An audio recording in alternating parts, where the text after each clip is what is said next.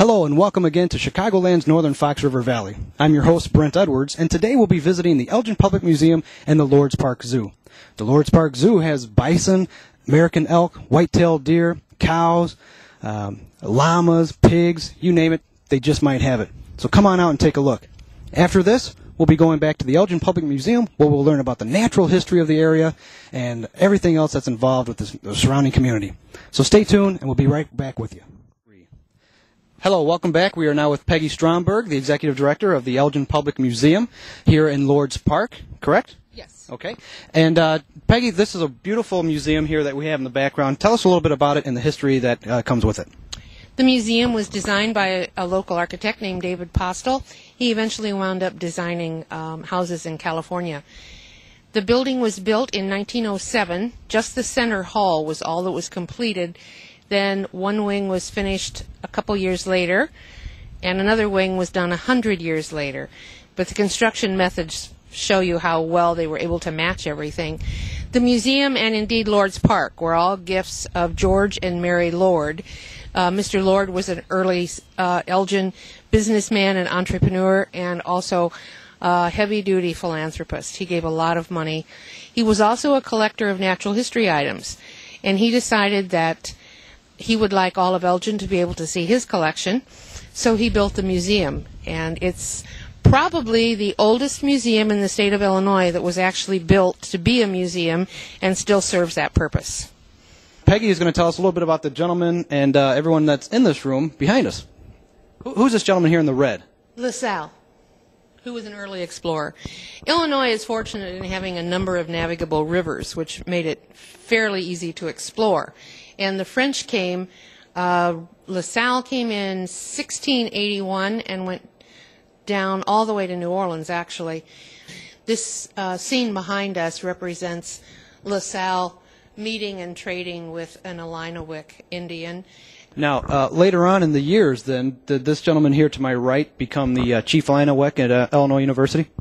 I don't think so.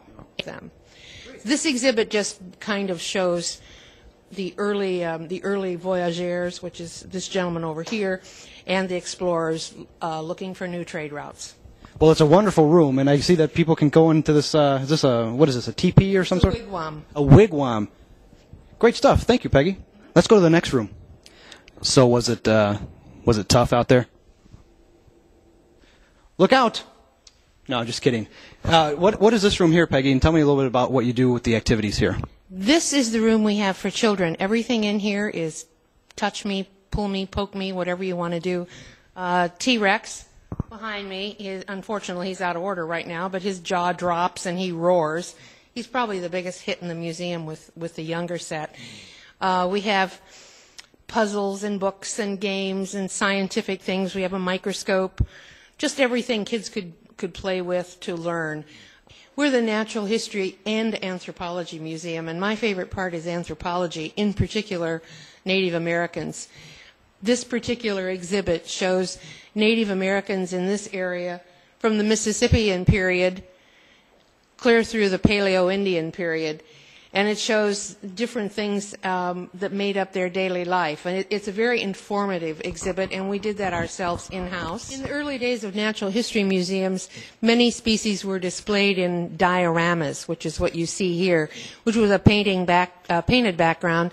This was painted probably in about 1930 by an Elginite named Louis Rolling, who was a painting contractor.